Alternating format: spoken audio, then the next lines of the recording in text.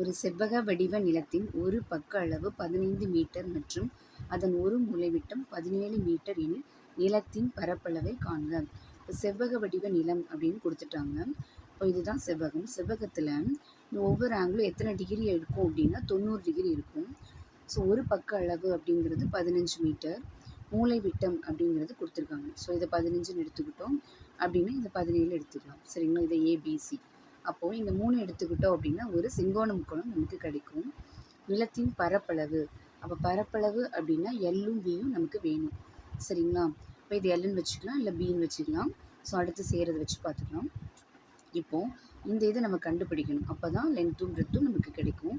இப்போ நமக்கு பித்தாகரஸ் தியரத்துப்படி நம்ம படிச்சிருக்கோம். இந்த இது எப்படி கண்டுபிடிக்கணும் அப்படின்னா ஏசி ஸ்கொயர் ஈக்குவல் டு இதை கண்டுபிடிக்கணும்னா இந்த கர்ணம்னு சொல்லுவோம். கர்ணம் என்னது? பிசி ஸ்கொயர் மைனஸ் இந்த இது ஸ்கொயர் பண்ணி கழிக்கணும். அது என்ன? AB square. அப்போது 17 ஸ்கொயர் மைனஸ் 15 ஸ்கொயர். இப்போ 17 பெருக்கணும் அப்படின்னா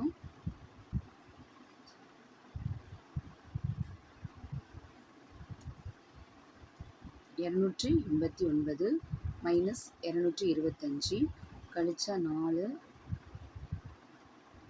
6 64. இப்போ நமக்கு தேவை ஏசி அப்படின்னா இந்த ரூட் அங்கே அந்த ஸ்கொயர் அங்கே போகும்போது ரூட்டாக மாறும். அப்போ 64க்கு ரூட் எடுத்தால் 8ன்னு வரும். அப்போ இந்த இடம் 8. இப்போ லென்த்தும் பிரெத்தும் கிடச்சிருச்சு. அதுக்கப்புறம் பரப்பளவு அப்படின்னா இதோட பரப்பளவு செவ்வகத்தின் பரப்பளவு எல் இன்ட்டு பி. அப்போ எல் வந்து உங்களுக்கு 15, பி வந்து 8. 15 8 40 120.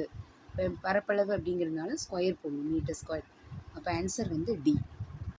3 பகடைகள் ஒன்றாக உருட்டப்படும் போது அனைத்து பகடையிலும் ஒரே எண் கிடைக்க நிகழ்தகவு என்ன அப்படின்னு கேட்டிருக்காங்க. இப்போ நிகழ்தகவு அப்படின்னா மொத்த எண்ணெல்லாம் விழலாம் அப்படிங்கிறத நீங்கள் கீழே போட்டுக்கோங்க. ஃபஸ்ட்டு எத்தனை பகடை கொடுத்துருக்காங்க? 3 பகடை. ஒரு பகடையில் எத்தனை இருக்கும் அப்படின்னா ஒரு பகடையில் எத்தனை இருக்கும்? டைஸில் 6 வரைக்கும் இருக்கும். அப்போ 2 பகடை அப்படின்னா 6 2 போடணும். 3 பகடை அப்படின்னா 6 3 போடுங்க. அதுதான் மொத்தம் 6 3. மேலே என்ன பண்ணும்? அனைத்து பகடையிலும் ஒரே எண் கிடைக்க நிகழ்தகவு அப்படின்னா ஃபஸ்ட்டு 1 2 3 4 5 6ல் ஒரே எண் 3லையும் கிடைக்கணும் அப்படின்னா 1 1 1 இருக்கலாம் 3 பகடையிலையும், 2 2 2 இருக்கலாம், இல்லை 3 3 3 இருக்கலாம். 3லையுமே ஒரே எண் இருக்கணும். 4 4 4 இருக்கலாம். அப்படி இல்லைன்னா 5 5 5 இருக்கலாம். 6 6 6 இருக்கலாம். எத்தனை நம்பர் வருது எண்ணிக்கோங்க. 1 2 3 4 5 6. இப்போ மேலே 6 வரும். இப்போ மொத்தம் அப்படிங்கிறத கீழே போடணும். என்னெல்லாம் பாசிபிலிட்டி இருக்குது அப்படிங்கிறத கீழே போடணும். என்ன கொஷின் கேட்டிருக்காங்களோ அதோட ப்ராபர்ட்டி மேலே வரும். ஸோ நம்பர் ஆஃப் மேலே வரும். சாரி, இப்போ மேலே 6, கீழே 6 எடுக்கும்போதுனா 6 பெருக்கல் 6 பெருக்கல் 6 216. இப்போ 6 216ங்கிறது இல்லை. அப்போ நம்ம அடி கொடுக்கணும். 6 எப்படி? 1 6 6 இங்கே 2 12 3 18. மீதி எத்தனை? 3 36. 6 36. ஸோ இப்போ ஆன்சர் வந்து 1/36. FAX equal to fox equal to cat எனில் ஜெராக்ஸ் என்பது எதனை குறிக்கும் அப்படின்னு கேட்டிருக்காங்க. ஃபஸ்ட்டு பாருங்களேன், எக்ஸ் அப்படின்னா எக்ஸுக்கு பதிலாக என்ன போட்டிருக்காங்க? டி அப்படிங்கிறது. ஓகேங்களா?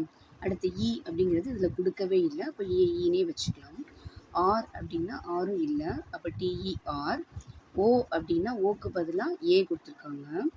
அடுத்து லாஸ்ட் என்ன இருக்குது? எக்ஸுக்கு பதிலாக டி. அப்போது கொடுக்காததுக்கு நம்ம அதே இதை போட்டுற வேண்டியதான். டிஇஆர்ஏடி. டிஇஆர்ஏடி எங்கே இருக்குது அப்படின்னா இதுதான் ஆன்சர்.